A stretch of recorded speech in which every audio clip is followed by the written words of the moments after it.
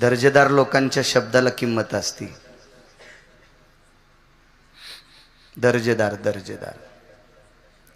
दुर्बळाचं कोणी ऐकतं का?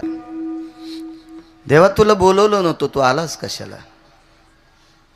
तरी राग नाही. तुला ओळखत नाही म्हटल्याबरोबर मालकाचे देव कोण आहेत? त्याला देव पण कोण आणलंय? दारोदार जाऊन त्या पुढाऱ्याचा प्रचार त्या कार्यकर्त्यांनी करावा. दादा माय बाई आमच्या साहेबांना मतदान मारा, कार्यकर्ते म्हणतात. लक्ष्मण बाबा तसे विश्वाच्या मालकाला वैकुंठातून आपल्याला दाखवायचं काम आणि देवाला देव पण द्यायचं काम ज्ञानोबाराय, तुकोबाराय, नामदेवराय, चोखोबाराय, नाथबाबा, सावता महाराज यांनी केलंय. तुझं देव देऊतले मालक म्हणले असू दे ना, आम्ही आज मारुतीराय. मी त्या दिवशी कवठ्याला सुद्धा सांगितलं, पंढरीनाथ बुवा आपण एखाद्या मित्राकडे भजन केलं असेल किंवा गावात भजन केलं असेल, कुठं भजन केलं असेल तर किमान द्वादशीला तरी लोकांच्या भाकरी खाल्ल्यात. मारुतीरायनं पंढरपुरातल्या मालकाचं भजन केलं, वकील साहेब त्याच्याकडून भाकरी सुद्धा मागितली नाही. पाला पाला खाल्ला पाला. आणि 100 योजनचा 1200 किलोमीटरचा पूल बांधला.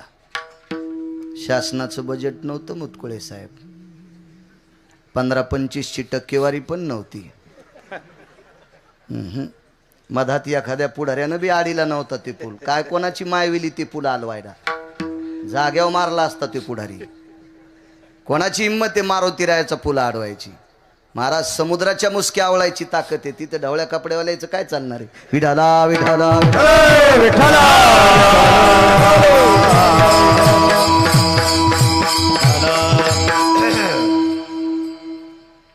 जेसीबी नाही मुटकुळे साहेब, मजुराला चारानी मजुरी नाही आणि उद्घाटनाला कोणीच नाही. जाहीर प्रकटन नाही, पेपरबाजी नाही, काही. वतीनं संपर्क करत होते अश्विनी ट्रेडिंगचे सर्व प्रकाशरावजी बिडकर, ते हजरही आहेत. तुम्हा गावकऱ्यांच्या वतीने विश्वस्तांच्या वतीने फोन करत होते, आलेत, त्यांनाही धन्यवाद. आदरणीय हिंगोली कोर्टाचे सरकारी वकील आदरणीय कुटे साहेब आहेत, धर्मप्रेमी सात्विक सदाचारी वकील, असं म्हणण्यापेक्षा वारकरी वकील ते सुद्धा आहेत, त्यांनाही धन्यवाद प्रणाम. चे वराडे अंकल सुद्धा आहेत, त्यांचे बंधू आदी करून. आणि या परिसराचं राजकीय क्षेत्रातलं नेतृत्व ज्यांच्याकडे आहे, सर्वांच्या अंतःकरणातलं तनामनातलं एक राजकीय क्षेत्रातलं अधिष्ठान विद्यमान आमदार मुटकुळे साहेब, त्यांचे सुपुत्र सुद्धा या ठिकाणी आलेले आहेत. निळकंठ महाराज तांबिले याच गावातले रत्न. बापूंना खूप फोन आला, मी बंद ठेवत असतो, जास्त उघडत नाही. त्यांनाही धन्यवाद. नामदेव फर्निचरचे सर्व विकासजी जयश्वाल आलेत, त्यांनाही धन्यवाद. 2 धामचा प्रसाद घेऊन आलते, आपल्याला छान वाटलं, तुम्हालाही धन्यवाद. चांगदेव आळंदीकडे यायलेत, अलंकापुराकडे यायलेत म्हटल्यावर काय त्यांचा महिमा सांगतो, काय अधिकारी संतांचा. अलंकापुराकडे ज्या वेळेला चांगदेव येतात त्यावेळेला सगळ्या लोकांना ती वार्ता कळते की योगी चांगदेव येतात. हळूचकून वार्ता एका भिंतीवर बसलेल्या योग्याच्या बापाला कळाली. योग्याची माय, योग्याचे बाप ज्ञानोबारायच, साधकांचे माय बाप, ज्ञानियांचे राजे, हे जिथून योग सुरू होतो ती ज्ञानोबाराय, ज्ञानराज सगळ्यांचा बॉस. चाहूल लागली, चांगदेव येतात. कडक आवाज करा, बेस कमी करा. स्नान आटपलं इंद्रायणीमध्ये. निवृत्तीनाथांचं स्नान झालं, आळंदीतल्या मालकांचं स्नान झालं, सासवडचे मालक सोपान देवांचं स्नान झालं, आदिशक्ती मुक्ताई साहेबांचं स्नान झालं. नित्यनेम आटोपला, भिंतीवर बसले. वकील साहेब नाश्त्याला काय नव्हतं, काही नव्हतं नाश्त्याला. काय असेल सकाळी खाण्यासाठी.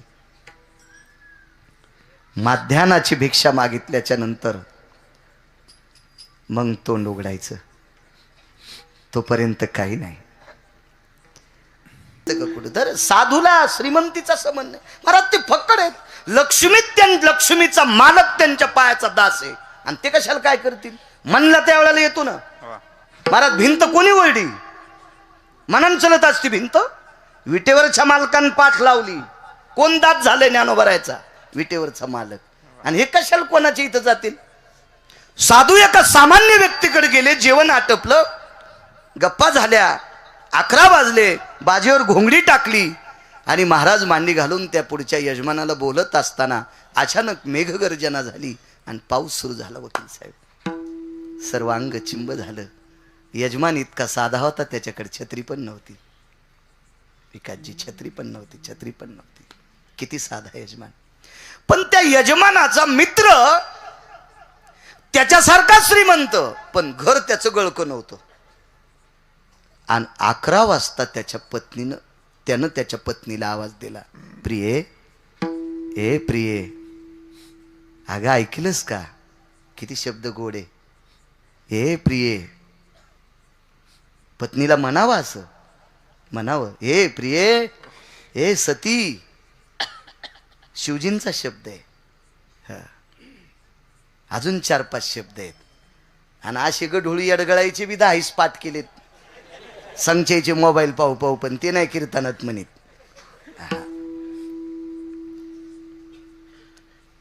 प्रिये जी, आपण ज्या मित्रांकडे महाराजांच्या दर्शनाकरता गेलो तिथे आमटी भात खाल्ला.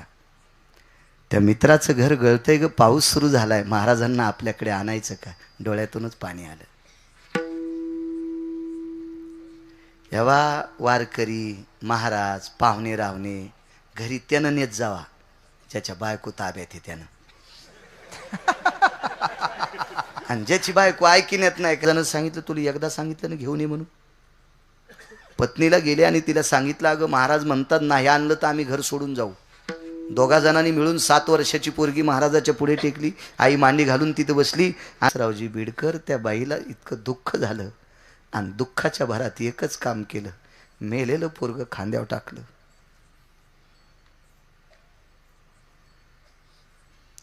ती माऊली चालत तिच्या पावलाला